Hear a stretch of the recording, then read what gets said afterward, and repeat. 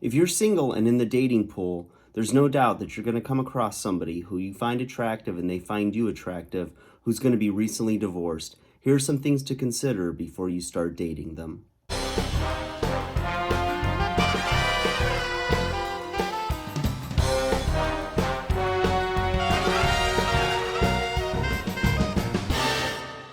Hey guys, welcome back to 5nothing100nothing.com.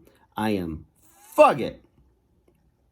And that stands for the fittest underdog guru using intelligent tactics, guys. Today I want to talk to you about dating and dating somebody who you find out is recently divorced. Before you get too emotionally attached, some things you should consider, some possible challenges, struggles, and maybe some red flags as well.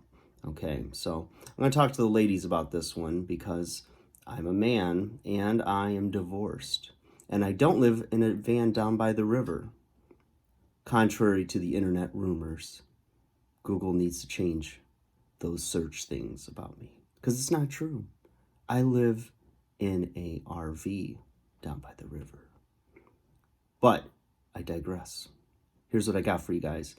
If you are looking to date and you've never been married, maybe you've been engaged, maybe long-term boyfriends, whatnot, but really you don't have the baggage, and particularly female who maybe don't have children as well, this will be particularly important for you because these are some things you may not consider if you've never had a family of your own and now you meet this guy and he checks some boxes for you, and the fact that he's divorced and has children may not be a red flag to you. To some women it will be, to others it won't be. So if your woman is not really considered that there might be some challenges in dating a man who's recently divorced and perhaps has children, these are some things you should consider before you proceed, okay? So if he's been recently divorced, and these are some questions you don't just come out and ask necessarily, but usually they organically flow in conversation. And if they're not flowing organically in conversation, then perhaps find some subtle ways to bring them up so that you can find out for yourself. How long has he been divorced? The more recent it is, the more raw the emotions might be. He might be upset, depressed, anxious, all these things. And, that can affect how he's going to act with you and with anybody he dates, because the thing is that, you don't really know until you go through a divorce just exactly how you're going to feel and deal with it. And I know everybody's different, but the things that I remember are that you feel like you're going to be okay, and you don't realize just what a toll it takes on you. If you were married a long time, it may take longer to heal. It just depends on several factors, time to heal.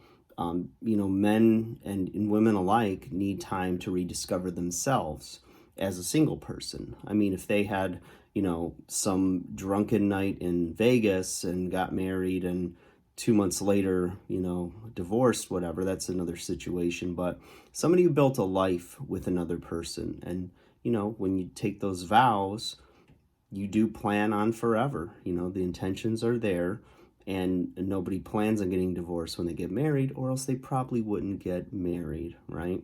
For the most part. But people have their motives, have their reasons.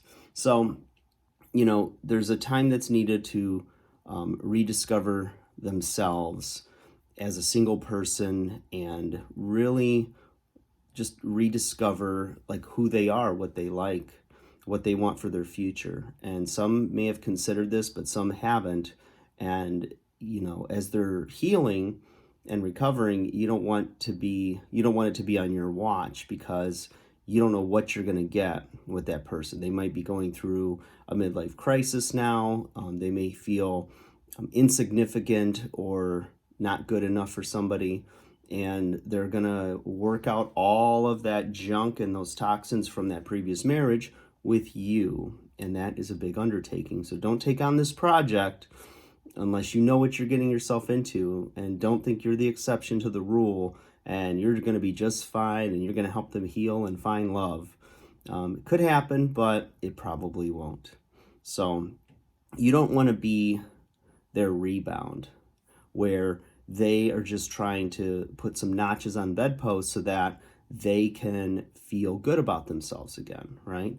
Let's say they were in a loveless or sexless marriage, and now here you are, the PYT, right? The pretty young thing, and they're just feeling good about themselves because you're giving them attention, batting your eyelashes, everyone's got their best foot forward, and it's, paradise, right? You found the one, and you're gonna make them whole and all this other stuff.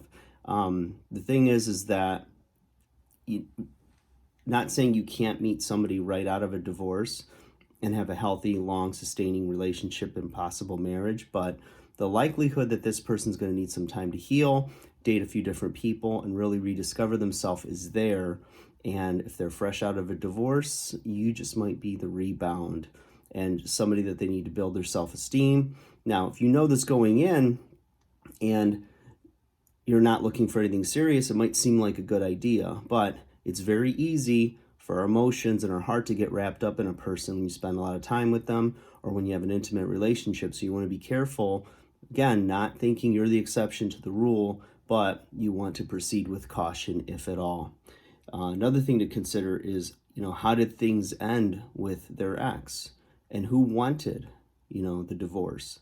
The thing is like, if it's him that wanted the divorce, if he wanted the divorce, then, he's probably been thinking about it longer than she has, and has emotionally prepared himself a little more so to deal with, life after divorce, and might have already started thinking down the road of what's my life going to look like without this person, and they've come to grips with it.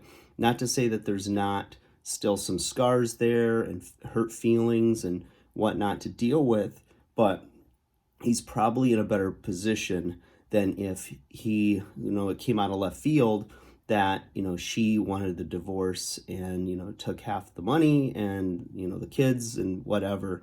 And now, he's worth half what he was, and he was in love with this woman and did not want this. So that's going to be a different process of healing, and probably longer in a lot of respects. So then you're getting into a long-term healing project, which, again, you very well may be that you end up being one of many rebounds for him as he rediscovers himself, or he could perhaps start to spiral out of control unless he's got the right social support, maybe some counseling, things of that nature. But again, don't play Oprah and think you're going to fix this guy.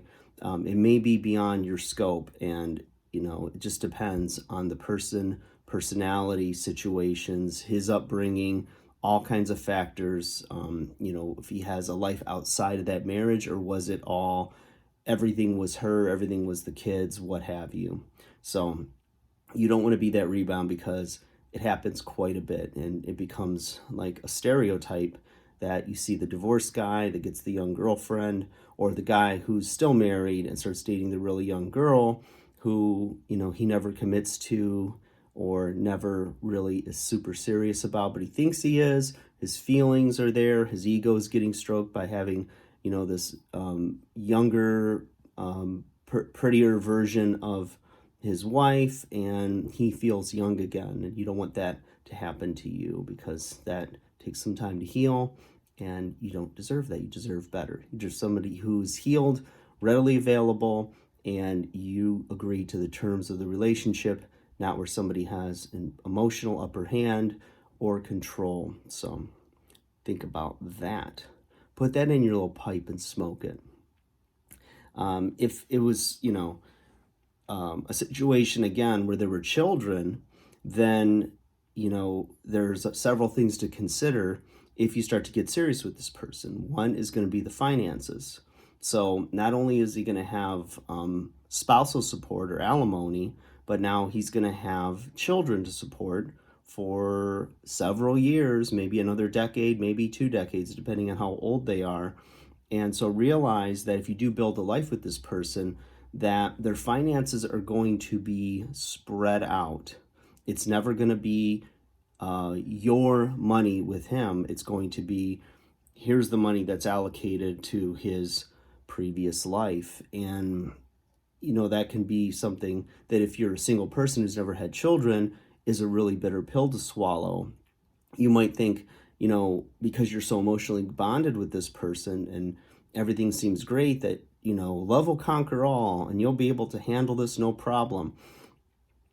If you're a single parent, perhaps you'll understand better, as in my situation with my girlfriend who has children and is divorced as well as myself. So we get those things. We get that they're still going to have, interaction with their exes.